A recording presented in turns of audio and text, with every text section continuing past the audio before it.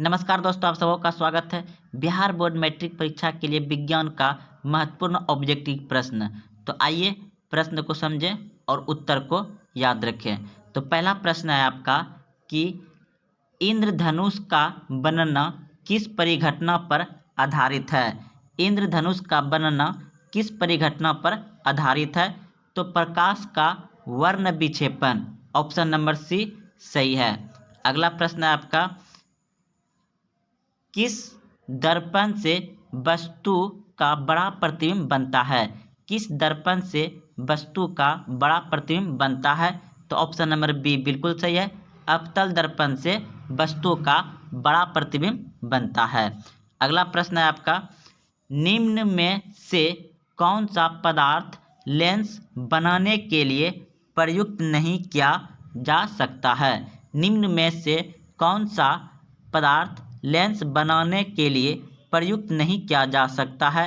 तो इस प्रश्न का उत्तर हो जाएगा आपका ऑप्शन नंबर डी बिल्कुल सही है। मिट्टी का प्रयोग नहीं किया जाता है। प्रश्न है आपका, जब प्रकाश की किरण हवा से कांच में प्रवेश करती है तो मुड़ जाती है। जब प्रकाश की किरण हवा से कांच में प्रवेश करती है तो मुड़ जाती है। ऑप्शन नंबर बी बिल्कुल सही है। अभिलंब के निकट मुड़ जाती है। अगला प्रश्न है, प्रकाश का वर्ण विक्षेपण किस उपकरण से संभव होता है? प्रकाश का वर्ण विक्षेपण किस उपकरण से संभव होता है? तो इस प्रश्न का उत्तर हो जाएगा आपका ऑप्शन नंबर सी बिल्कुल सही है, प्रिज्म से। अगला प्रश्न है, साइड मिरर के रूप में प्रयुक्त होता है। साइड मिरर के रूप में प्रयुक्त होता है। तो ऑप्शन नंबर बी बिल्कुल सही है, उत्तल दर्पण। अगला प्रश्न आपका, स्वपोषण होता है। स्वपोषण होता है किसमें? तो हरे पौधे में। ऑप्शन नंबर बी सही है। अगला प्रश्न है, इनमें कौन प्रकाश संश्लेषी अंग है?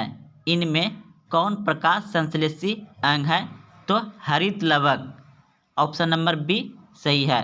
अगला प्रश्न है, कौन सी क्रिया सभी जीवों के लिए अनिवार्य है? कौन सी क्रिया सभी जीवों के लिए अनिवार्य है? तो श्वसन। ऑप्शन नंबर सी सही है, श्वसन सभी के लिए अनिवार्य है, सभी जीव के लिए। अगला प्रश्न है, कोशिका झिल्ली किस प्रकार की झिल्ली है? कोशिका झिल्ली किस प्रकार की झिल्ली है? तो अर्धपरागमीय झिल्ली है। ऑप्शन नंबर सी सही है। अगला प्रश्न है, इष्ट किस वर्ग का एक कोशिकीय जीव है? तो कवक। ऑप्शन नंबर बी बिल्कुल सही है। इष्ट किस वर्ग का एक कोशिकीय जीव है? तो कवक। अगला प्रश्न है, दही के जमने में निम्नलिखित में कौन सी क्रिया होती है? दही के जमने में निम्नलिखित कौन सी क्रिया होती है?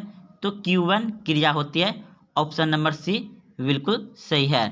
प्रश्न है, श्वसन क्रिया के दौरान कितने प्रतिशत ऊर्जा ताप के रूप में निष्कासित होती है? तो इस प्रश्न का उत्तर हो जाएगा 20%। अगला प्रश्न है, रक्षी कोशिका पाई जाती है। रक्षी कोशिका पाई जाती है कहाँ? पत्ती में। ऑप्शन नंबर बी सही है। अगला प्रश्न है, प्रकाश संश्लेषण द्वारा किसकी प्राप्ति होती है? प्रकाश संश्लेषण द्वारा किसकी प्राप्ति होती है? तो ग्लूकोज की। ऑप्शन नंबर सी सही है। अगला प्रश्न है, वह कौन सा प्रक्रम है जिनके द्वारा शरीर में ऊर्जा का उत्पन्न होता है? तो पोषण। ऑप्शन नंबर बी सही है। अगला प्रश्न है आपका, स्त्री में लिंग गुणसूत्र होते हैं। स्त्री में लिंग गुणसूत्र होते हैं। तो XX। ऑप्शन नंबर ए सही है। पुरुष में लिंग गुणसूत्र होते हैं। पुरुष में लिंग गुणसूत्र होते हैं। तो YX। ऑप्शन नंबर बी सही है। अगला प्रश्न है, रंपा विद्रोह हुआ। रंपा विद्रोह कब हुआ? तो रंपा विद्रोह हुआ था 1916 ईस्वी में। रंपा विद्रोह कब हुआ था? 1916 ईस्वी में। अगला प्रश्न है, महात्मा गांधी ने किस पत्रिका का संपादन किया था? महात्मा गांधी ने किस पत्रिका का संपादन किया था? तो young India, option number C बिल्कुल सही है, यंग इंडिया का। अगला प्रश्न है, गदर पार्टी की स्थापना किसने और कब की? गदर पार्टी की स्थापना किसने और कब की? तो इस प्रश्न का उत्तर हो जाएगा लाला हरदयाल 1913 ईस्वी में गदर पार्टी की स्थापना की थी। अगला प्रश्न है, जलियांवाला बाग हत्याकांड किस तिथि को हुआ था? 13 अप्रैल 1919 ईस्वी को हुआ था। अगला प्रश्न है, लखनऊ समझौता किस वर्ष हुआ? लखनऊ समझौता किस वर्ष हुआ? तो 1916 ईस्वी में हुआ था लखनऊ समझौता। अगला प्रश्न है आपका कि बोल्शेविक क्रांति कब हुई थी? बोल्शेविक क्रांति कब हुई थी? तो नवंबर 1917 में हुआ था। बोल्शेविक क्रांति कब हुई थी? नवंबर 1917 में। अगला प्रश्न है, लाल सेना का गठन किसने किया? लाल सेना का गठन किसने किया? तो ट्रोत्स्की ने किया था लाल सेना का गठन।